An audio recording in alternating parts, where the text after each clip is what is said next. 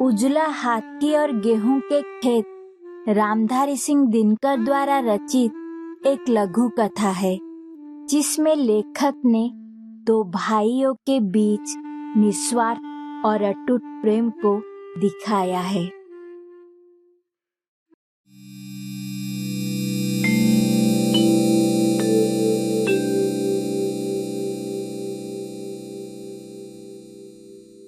प्रस्तुत है रामधारी सिंह दिनकर द्वारा रचित लघु कथा उजला हाथी और गेहूं के खेत। एक किसान के दो बेटे थे, एक बाल बच्चों वाला और दूसरा कुंवारा। मरने से पहले किसान ने अपनी जायदाद दोनों बेटों में बांट दी और जब वो मरा, उसके मन में यह संतोष था कि भाइयों के बीच कोई झगड़ा नहीं होगा। दोनों भाई मेहनती थे और दोनों ईमानदार तथा दोनों के मन में यह भाव गठा हुआ था कि मैं चाहे जैसे भी रहूं, मगर भाई को आराम मिलना चाहिए। दोनों भाइयों ने रबी की फसल खूब डटकर उपजाई और बैसाख में दोनों के खलिहान गेहूं के बोझों से भर गए। तब एक रात छोटे भाई ने सोते सोते सोचा, मैं भी कैसा निष्ठुर हूँ, मेरे आगे पीछे कौन है कि इतना गेहूं घर ले जाऊं। हाँ, भाई के बाल बच्चे बहुत है, अच्छा हो कि मैं अपने खलिहान से कुछ बोझ उनके खलिहान में रखाऊं।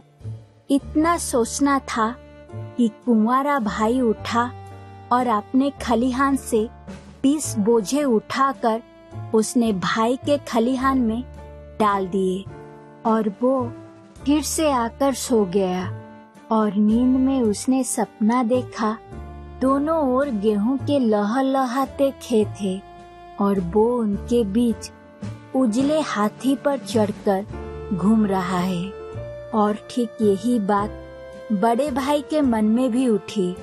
उसने सोचा, मैं भी कितना स्वार्थी हूँ, अरे मेरे तो बाल बच्चे हैं, भगवान ने चाहा तो जब वे जवान होंगे तब मुझे बैठे बिठाए 2 रोटियां मिल जाया करेगी, मगर मेरा छोटा भाई, हाय उसका तो कोई नहीं है। क्यों ना अपने खलिहान से कुछ बोझे उठाकर मैं उसके खलिहान में डाल आऊं।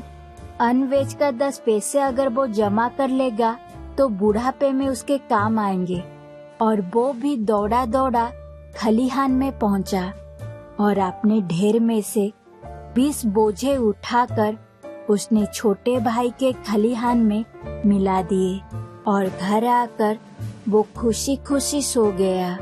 और सोते सोते उसने सपना देखा कि दोनों ओर गेहूं के लहलहाते खेत थे और वो उजले हाथी पर बैठकर खेतों की सैर कर रहा है। और भोर में उठकर छोटा भाई अपने खलिहान पहुंचा तो यह देखकर दंग रह गया कि उसके बोझों में से 20 कम नहीं हुए हैं। और भोर में उठकर बड़ा भाई खलिहान पहुंचा, तब वो भी यह देखकर दंग रह गया कि उसके बोझों में से 20 कम नहीं हुए हैं। निदान रात में फिर दोनों भाइयों ने चोरी चोरी अपने बोझे भाई के खलिहान में पहुंचा दिए और दोनों ने फिर रात में उजले हाथी पर चढ़कर गेहूं के खेतों में घूमने का सपना देखा। और दोनों भोर में खलिहान को ज्यों का त्यों देखकर फिर दंग रह गए। यह खेल कई रात चला। आखिर एक रात दोनों चोर जब अपने अपने खलिहान में बोझ उठाए भाई के खलिहान की ओर जा रहे थे, दोनों एक दूसरे से टकरा गए और दोनों ने बोझ फेंककर एक दूसरे को कसकर पकड़ लिया और दोनों आनंद के मारे रोने लगे। खलिहान में बोझों की संख्या क्यों नहीं घटती थी, यह रहस्य एक क्षण में खुल गया और इसमें कोई संदेह नहीं कि यह आनंद आंसुओं में ही बोल सकता था। उनके आंसुओं की जो बूंदें पृथ्वी पर गिरी, उनसे नीचे पड़ा हुआ पीपल का एक बीज भीग गया और उत्तम अंकुर निकल आया। अब उस खलिहान की जगह पर पीपल का एक बड़ा वृक्ष लहराता है और जो भी राही उसके नीचे सुस्ता कर सो जाता है वो सपना देखता है कि दोनों ओर गेहूं के लहलहाते खेत है और वो उनके बीच उजले हाथी पर चढ़कर घूम रहा है। आशा करती हूँ कि आप मेरे प्रयास को पसंद करेंगे। अच्छा लगने पर वीडियो को लाइक और चैनल को सब्सक्राइब कीजिए। धन्यवाद।